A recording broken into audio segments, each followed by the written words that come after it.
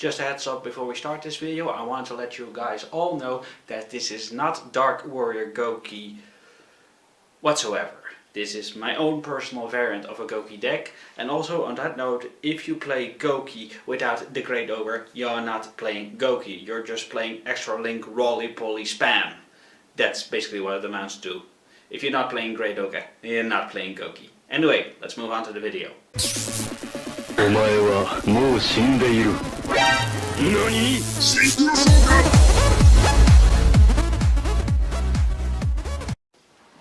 Good afternoon, Duelist. I'm Gamma from Team Omega Prime, praise the Omega, and today I want to show you my deck, which I affectionately called Dark Gouki.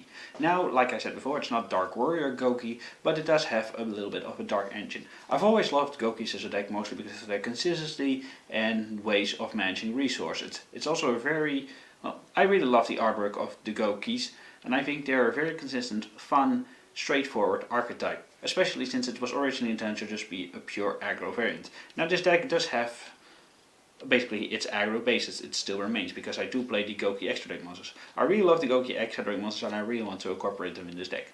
Now it is possible to extra link with this deck, but it doesn't happen very often, and it's more of a chance of, yeah, if you manage your resources right and if you draw well. So yeah.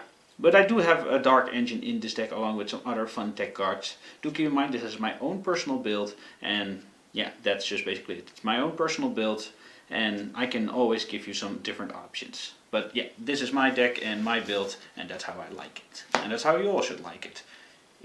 Because if you make something yourself, it feels a lot better. So, anyways, let's go into the deck profile. We play, of course, 3 copies of Gouki Super X, 3 copies of Gouki Twist Cobra. This is your standard package. 2 copies of Gouki Headbed. 2 copies of Gouki Octostretch, 1 Rai Scorpio, 1 Bear Hug, and 1 Moonsault. This is it for the Gouki part of the deck. Now, of course, this is all basically standard. Your Octostretch, Headbed, Twist Cobra, Suprex. Suprex is the hardest of the deck, allows you to do an additional summon, and it's not once per turn, so if you can normal summon it again, you get an extra special summon.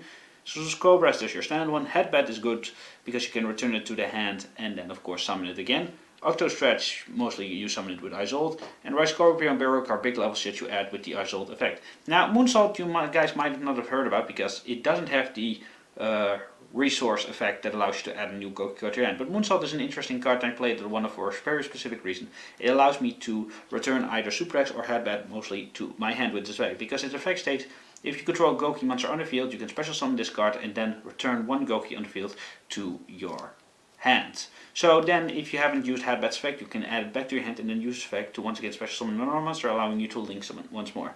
It also has Moonsault also has another effect which states, if it's on the field, you can target 1 Gouki link monster in your graveyard, return it to the extra deck, and then add 1 Gouki from your graveyard to your hand. So yeah, it's a great resource management. I don't understand why it's not played monsters. I get it's a bummer that it doesn't have the resource adding effect, but I feel like Moonsault is just a great addition to this deck, and it really helps in my personal variant. Mainly just the Gouki engine is just very standard actually.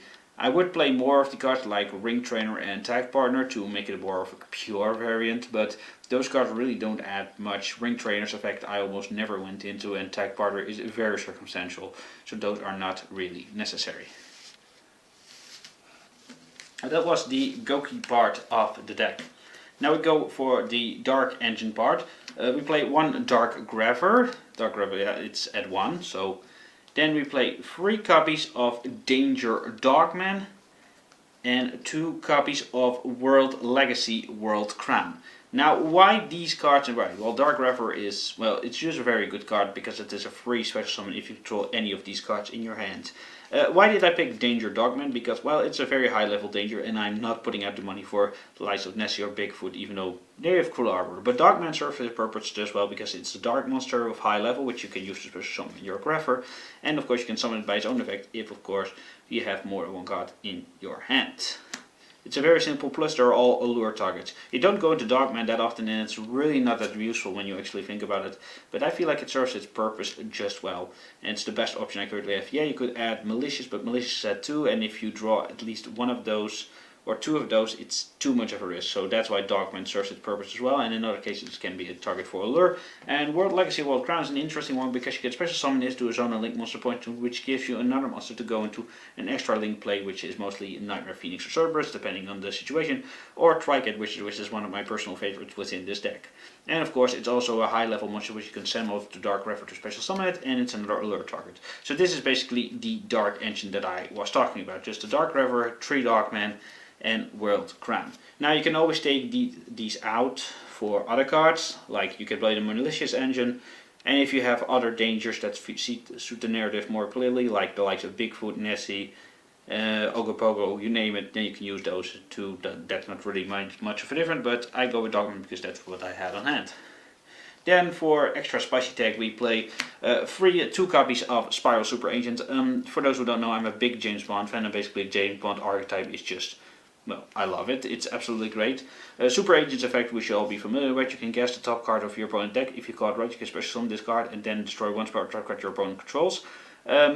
Well, if you summon this first turn, that last effect is a bit redundant, but it's a free special summon if you can get it right, and otherwise you get some extra knowledge about what you're put up with your opponent's deck. Also, the reason I got it, it's a level 4 warrior, it's searchable by Rhoda, it's searchable by Isolde. If you want to make a couple of changes, you can. I would take out 1 Dogman and add a 3rd Super Agent, because it can come in handy, but I feel like 2 for now is just about enough. So. And then finally we have 3 copies of Ash Blossom and Joy Spring, because it's Ash Blossom. Hand traps really start the deck, and you can never have too much. Ash Blossom is always a good thing.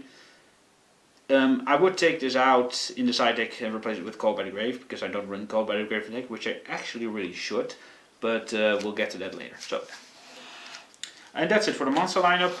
Next we'll go on for the spell cards. 3 copies of Gouki Rematch. People say you could only play 2, but I feel like you need to play 3. Rematch is just so good, and you need all the resource management you can get. So 3 is the best. 3 copies of Allure of Darkness. Now 3 might seem a little bit much, and you can probably play that too, but I like to have 3 because, well, in the case one of the cards that I need, the dark cards, is dead in my hand or I have no use for it. 3 allures to draw more cards and get rid of a card that I don't need is always a good thing in my opinion. We also play 1 Gouki phase turn. This spell card allows you to send a Gouki card from your field to the graveyard and then special summon a different Gouki monster from your deck, which allows you of course to resource management, and you can also send of course your Gouki spell and trap cards in your hand. It's like the field spell Gouki Cage Match. When you activate it you can place 3 counters on it, and whenever a Gouki monster attacks, a counter gets removed, and when all 3 counters are removed you can special summon Gouki monsters with different names from your hand or deck and then place 3 counters on the card again. Really a clutch card and you really don't need it, but hey, it's my Gouki variant and that's what I like. Now, for the other spells we play of course the equips for Isolde. We play 1 Divine Sword Phoenix Blade, 1 Power of the Guardians, 1 Different Dimension Reincarnation, and 1 Overdone Burial. You can add Living Fossil or anything of the like, but these are just the cards I just had, so I feel like it's good. And this card is good for in the case you want to revive something that has been banished, which is quite often with the likes of Allure and, well, more. You get the idea. And for the other generic spells, 1 for 1 to go into the Octo Stretch, 1 Rhoda because it's all warriors, 1 Monster Reborn, and 1 World Legacy Secession, just for more revival options. Now we will go into the extra deck, and the extra deck is really up to personal preference. Just in my case, this is my own personal variant of the extra deck. Like I said, this deck doesn't really go into extra link all that much. I mean, it is possible, but highly unlikely that you'll go for it. I like to go into this with an extra, like if I go first I can make a board of like Trigat, Wizard, Phoenix and Cerberus, which is good because they can be destroyed by battle or can be destroyed by card effects. Sure, there are other ways you can go Rigon, but it's still a big board, and Trigat Wizard allows you to banish a card then once per turn, which is really good. And if you go second you can go for the classic Gouki aggro style play, Gouki B10. So first off we have Gouki, the Giant Ogre. I love this card, it's so good, it's so powerful. Alpha really hates this card because if I play this against Alpha's Burning Wish he has no out against this because there's no monster more powerful. Giant Ogre requires 3+ Gouki monsters, and its effect states cannot be destroyed by battle and is unaffected by the activated effect of opponent's monsters with less attack than this card. This card has 3,000 attack. When this card's attack points change you can allow this card to gain 1,000 attack points more. until the end of the turn. So if you raise or decrease its attack points, you can give it 1000. It can be used to an eye player's turn. And when a card effect targets this card or a card this card points to, you can have this card permanently give a 500 attack to negate that effect. So this is a really big monster. I love this card. It's really great, and people really underestimate it. People should really play it in the Gouki deck because it's that good. One Great Ogre because, well, it's Great Ogre. You can't play Gokis without Great Ogre. Like I said before, if you play Gokis without Great Ogres, it's not Gokis. It's just extra link roly-poly spam, basically. And you all know its effect. When it points to a Gouki monster, you can send one Gouki, it points to the grave to prevent this card from being destroyed. And every monster in the field loses attack equal to the defense. One Master Ogre, the other link for, which is easy to bring out. It allows you to attack all monsters your opponent controls once each, but it has to attack the monster with the weakest attack points first, and you can return Gouki monsters' guard points back to the hand to negate effects up to the monsters you return. One Thunder Ogre for extra normal summon, because it allows you extra normal summon, so it means extra super X. One Jet Ogre, the new monster in the guide, really great, really easy to make, it's just a very simple link too. And Gouki Heal Ogre, which if you have this place card against Topologic Bomber Dragon, then oh yeah, then it's fun. But that's a scenario very unlikely to happen all that much. But yeah, these are just the generic link 2s, and they're great. I really love these Gouki link monsters, they're really great. Can't wait for the likes of Blade Ogre and Solid Ogre. Now for the other extra deck monsters we have Isolt, simple, hard to solve the deck. Isolt allows you of course to add a Gouki monster to your hand or any warrior monster, so you can also of course add your Dark Reverie, your Super Agent, you name it, and then you can, well everyone knows what Isolt is. One Borlow Dragon 4 or Link 4, I mean you could play Boral Sword, but I don't have Boral Sword and it's too expensive right at the moment, so Borlow will do just then. Summon Sword is another key part of this deck because, well, you kind of do need this card in order to go off. I pray it won't get hit on a balance, but it will probably be hit to some extent. But until then, use it to your heart's content. One Tri-Gate Wizard, this is just to facilitate a first turn play, which allows of course this card to be linked, not be able to be destroyed by card effects, not be destroyed by battle, banish the card, and if 3 are linked, oh boy, then the fun really can begin. And of course a Nightmare package with Nightmare Phoenix and Nightmare Cerberus, just a standard. One Binary Sorceress because it has 2 link arrows pointing this way, this is basically the only variation. Proxy Dragon is also an option, but Sorceress has more attack points and more fun effects to experiment with.